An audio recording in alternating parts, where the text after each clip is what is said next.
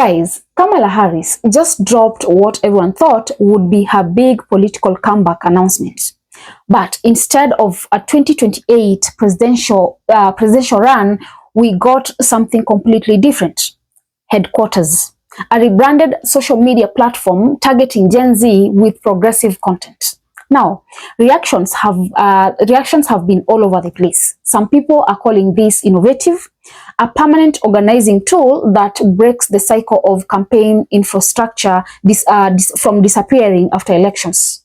Others, they are calling it disappointing, performative, even laughable. Get up from here. Wake up, wake up, wake up. Last night I went to sleep early. I done woke up. Kamala Harris done reactivated her campaign account. Ooh-hoo-hoo. Hey, what's up, y'all? This is George Cook at African American Reports. Earlier today, I did a video about a teaser video that my forever Vice President Kamala Harris did about an announcement she had. I'm about to show you that announcement, and it's not the announcement many of us hoped for. Check this out. Madam Vice President, what's going on with Kamala HQ? Well, I'm so glad you asked. I have good news. So Kamala HQ is turning into headquarters, and it's where you can go online to get basically the latest of what's going on, and also to meet and revisit with some of our great, courageous leaders, be they elected leaders, community leaders, civic leaders, faith leaders, young leaders. I'm really excited about it. So stay engaged, and I'll see you out there. Thank you. Now, if you're like me, you're a little disappointed that she didn't announce that she was getting back into politics or running for office again. But I'm a little disappointed. You know, it was like waiting for filet mignon and getting Salisbury steak. But I do want to wish her much success in her new venture. I know she'll do well. Kamala HQ came back online saying they had an announcement for today. And everyone was freaking out, including myself, because we're like, what the hell is going on? Well, they are changing their name. They're going from Kamala HQ to headquarters. Take a look at what Kamala Harris had to say in her launch video. Madam Vice President, what's going on with Kamala HQ? Well, I'm so glad you asked. I have good news.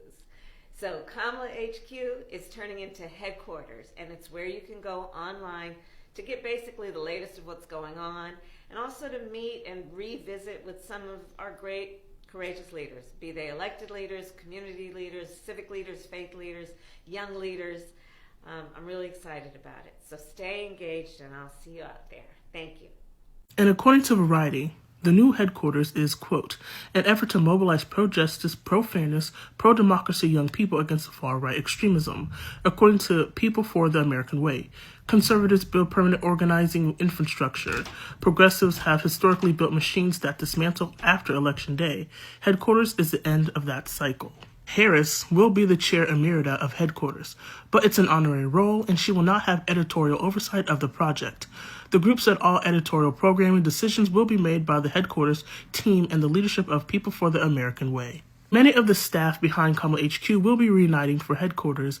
The project will be advised by Robert Flaherty, former deputy campaign manager for the Harris campaign, and Parker Butler and Lauren Kapp, the leaders of the Kamala HQ team from 2024.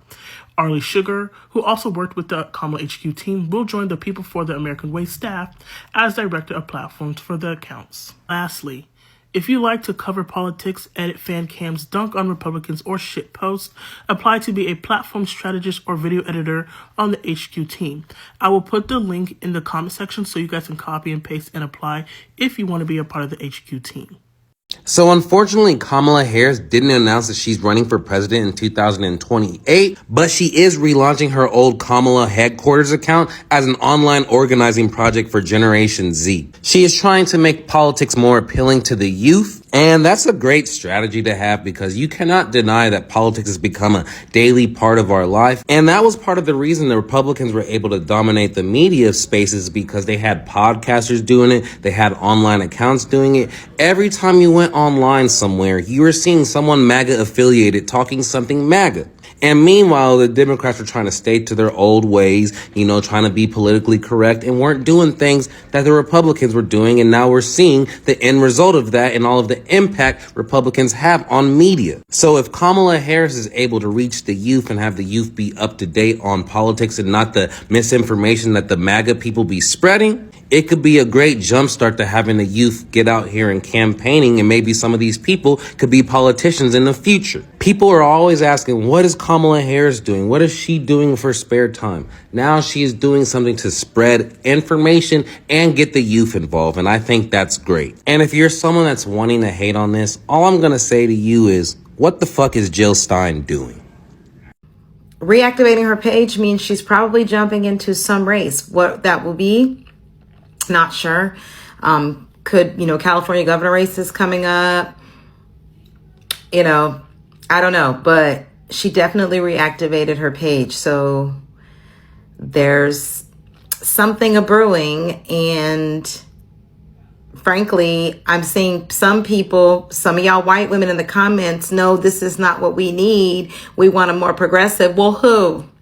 Who then? Because y'all throw that out there, but have zero recommendations. So who?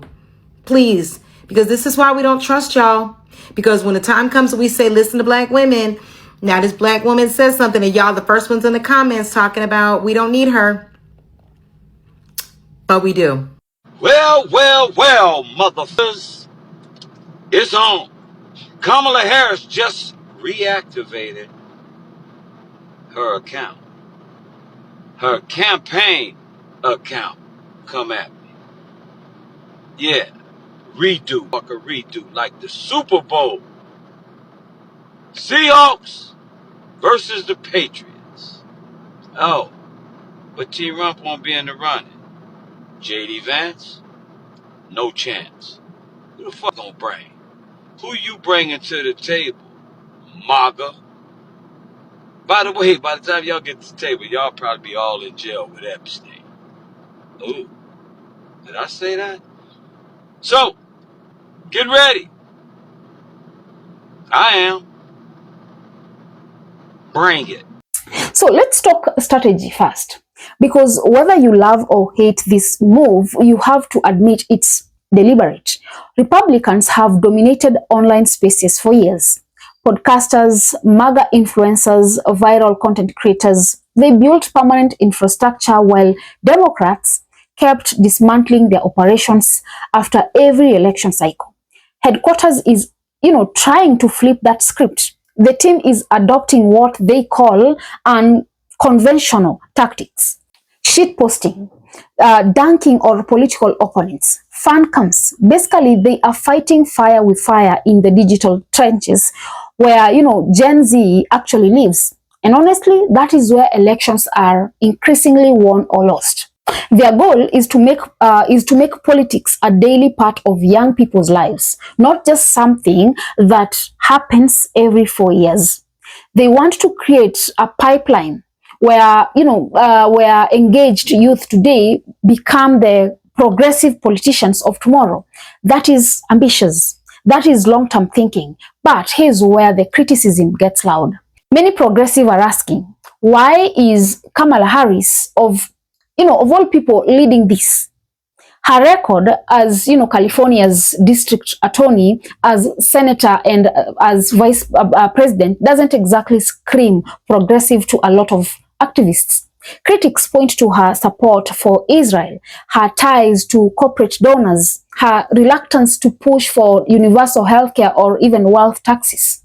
Some are calling this a rebrand, quote, laughable, because they see Harris as an establishment Democrat trying to co-opt progressive language without actually delivering progressive policy. They argue that while the country needs big systemic changes, the Democratic Party is just sending tweets. And then there is speculation. Is this really about organizing, or is it about keeping Harris relevant for 2028? Some observers believe this is just groundwork for another presidential run, a way to maintain visibility and build a youth coalition without formally announcing anything. The team denies Harris has, editorial control, but her name and face are still front and center. That is strategic branding, whether we admit or not. So you've got this tension.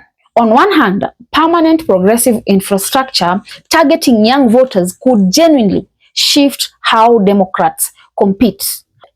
On the other hand, if the messenger doesn't match the message, does it matter how good the strategy is? Now, let's zoom out and talk about what this really means, because there is a bigger story here about the Democratic Party, progressive movements, and the future of political organizing in America. First, let's address the elephant in the room. Is Kamala Harris actually progressive? Based on her record, the answer from the left is pretty clear no. Her time as DA included tough on crime policies that many progressives oppose. As vice president, she's been part of an administration that hasn't delivered on, Medicare for all, hasn't taxed billionaires at the rates progressives want, and has maintained military aid to Israel despite massive protests. So when critics see headquarters branding itself as a progressive content hub, they are not wrong to raise eyebrows. Language matters. If you call yourself progressive, but your policies don't match, people notice. And in the age of social media where everything is scrutinized, that disconnect get amplified. But here's the, counterpoint. Politics isn't just about ideology. It's about infrastructure, organization, and showing up consistently. For decades, conservatives built think tanks, media empires, and grassroots networks that stayed active between elections. Progressives, they've historically struggled with this. Movements surge during campaigns and then fade. Headquarters, whatever you think of its rebranding, is trying to solve that structural problem. A permanent organizing hub that keeps young people engaged, trains future activists, and counters right-wing media dominance year-round.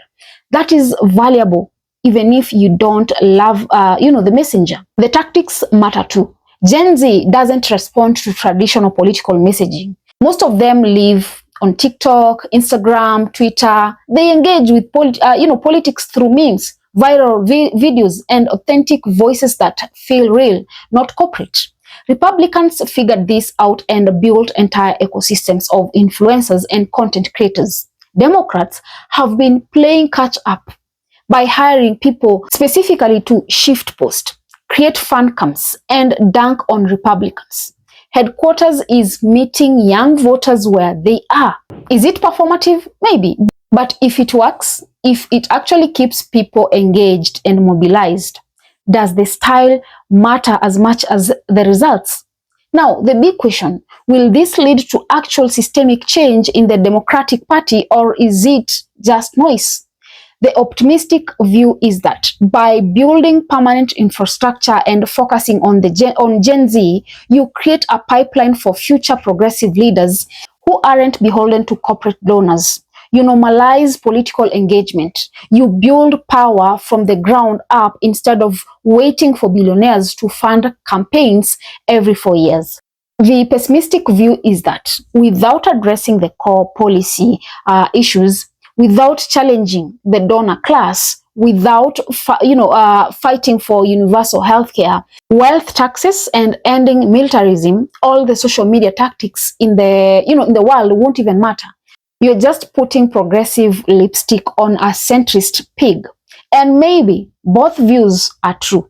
Maybe infrastructure and policy have to evolve together. Maybe you need the organizing tool and the ideological commitment.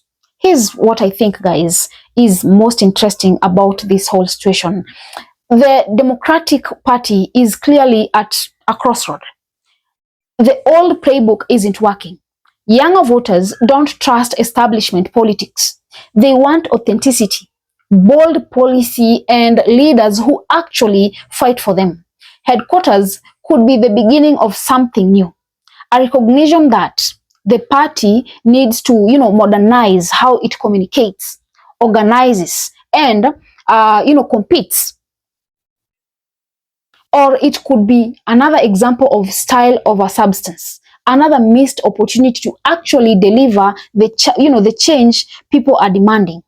Only time will tell, guys. But one thing is for sure, The fact that this announcement generated so much debate, disappointment, and criticism shows how hungry people are for real change. Not just better tweets, not just viral content, but the actual policy wins that improve people's lives. So whether headquarters succeeds or fails, whether Kamala Harris runs in 2028 or not, the underlying question remains: will the Democratic Party evolve to meet this moment, or will it keep playing it safe while the world burns around it? That is the conversation we should be having, guys. And that is what makes this story worth paying attention to, even if the announcement itself felt underwhelming. What do you think? Drop your comments. Let me know what your thoughts are. Also, don't forget to subscribe, like, and share as well. And until next time, bye-bye.